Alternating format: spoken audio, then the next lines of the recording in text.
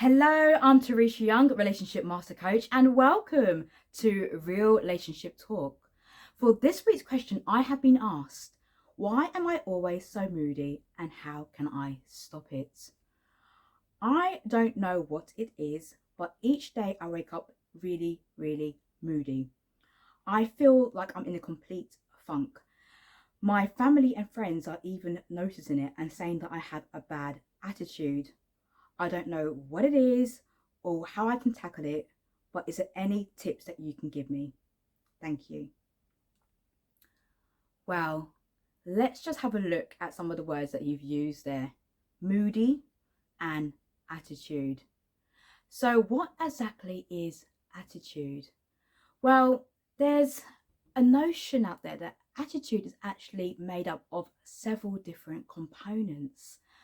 Now, these components are what I like to refer to as the TEAR acronym.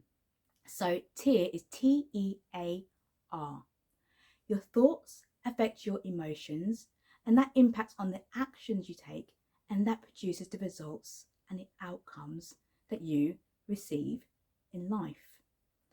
Now, the first thing is to witness what you are thinking then, your thoughts, because your thoughts are going to be impacting on your emotions. So you say that you are always moody, you're in a funk when you wake up in the morning. So the morning will be a really good time to witness what you are thinking. You may wish to start journaling if you haven't already started journaling, just to understand what it is about it, because when you put your thoughts onto paper, you take the intangible and make it tangible, and you can really start to manage and navigate your thoughts. And then you can decide whether you want to think differently. Now, given that your thoughts may be triggering your mood, then I would encourage you to think about it in a very different way. So, for example, if you are having a negative thought, see if you can find meaning in it. See if you can find the good in it.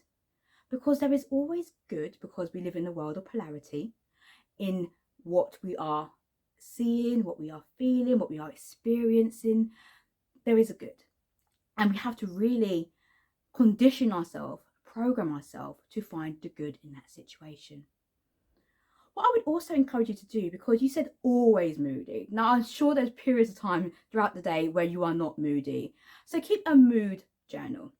Now, mood is a mood. It can be good or bad. So using the word mood is absolutely fine. Maybe even head it up whatever you want to head it up. And then at several points during the day, really focus on what your mood is. So in the morning, perhaps lunchtime, and also before you go to bed, or several other points. Then witness what it is that has caused that feeling. It could be your environment you're in. If you are working, it could be a work environment. It could be a colleague. If you are a business owner, entrepreneur, it could be something that has triggered you in your business. It could be family and friends. Analyze your environment. Really, really hone in on where your surroundings were. It could also be something internal, which is why it's important that you keep a log, because there could actually be a pattern that you see that you'll be able to go, aha, actually, I've realized that I'm in a much better mood in the afternoons. Why is that? Ask yourself the 5 whys. Why is that? Okay. And why is that? Okay. Ask yourself that 5 times.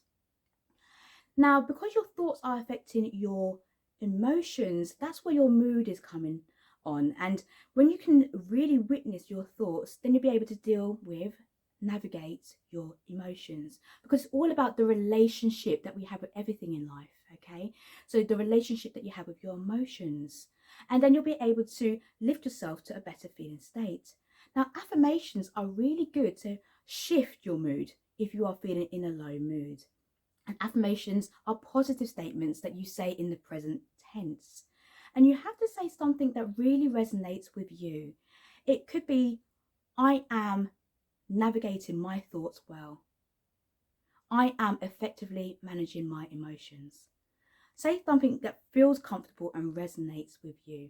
And say that on a daily basis throughout the day. Make it your daily mantra, so to speak. There's so many other things that could be affecting your mood as well, because there is a mind-body connection. So if our body isn't in a great condition, for example, unhealthy diets, it could be poor sleep, it could be a lack of exercise, that can really affect our moods. I know I get that from my clients as well. That's why when I work with my clients, I work with them on a holistic basis. It's not just about coaching them and dealing with the mindset and the emotions. It's also about the body connection because of that mind-body flow. So really analyze your sleep patterns. Are you getting enough sleep? Are you eating well?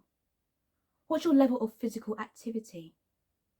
Because when we are exercising and we're moving and we're shaking our bodies, it really can help to bring on those mood lifting hormones. Now, I'm not quite sure what your gender identity is, but then also if you are a woman, you have to take into account things such as your menstrual cycle as well, because it is said that we have 4 seasons within our menstrual cycle. You've got winter, you've got spring, you've got summer, you've got autumn. So understanding where you are in your menstrual cycle can really be a good indication as to whether that is affecting your mood. Then also, if you are of a certain age, there could be the menopause to take into account. There's so many different factors, but look at it as a holistic thing. One way that I do encourage my clients in order to get themselves into a better feeling state is to have a routine, because routines can really help. It gives that almost that predictability, but also flexibility in the routine as well, because life happens and we never know what could happen. But to have some sort of structure in your day so that you know exactly what to do. So when you start to analyze and understand what your mood patterns are, put in effect a routine that is going to really help you. It might be waking up at a certain time in the morning and doing journaling or moving your body. It could be doing a list of gratitude, things that you are very, very grateful for, because gratitude is also a very powerful antidote to shifting a mood. When you can be grateful for things in your life, see if you can get in a habit of practicing gratitude and have a routine every single day, because your body and your mind will start to thrive on that and look forward to it. So whilst there isn't one rule fits all when it comes to mood, because it's all on an individual basis, it's all about that T acronym. Because when you are looking at your thoughts, because that affects your emotions, and you start taking action, such as the things that I've said to be doing, then you will see that your results will change. And that will improve your attitude. Because your attitude determines your altitude, where you go in life. I really hope that has been helpful for you. Take it each day as it comes. It's a process, because it is said by a gentleman called Dr. Joe Dispenza that our moods can affect our temperaments, and that can then move into our personality. So personality can be changed as long as we are capturing those moods at a very, very early time, so that you are able to move yourself into a better feeling state. I really hope, as I said, that has been helpful to you and everybody who has been watching. And if you're thinking, oh, okay, what Teresha has said has really resonated with me, and I would like to look at that on a more one-to-one basis, then please feel free to check out my website, www.tereshayoung.com, where we can book in some time and I can see if and how I can help you. And I can also be contacted across all social media platforms as Teresha Young. Until next week's Real Relationship Talk, take good care of yourself and other people.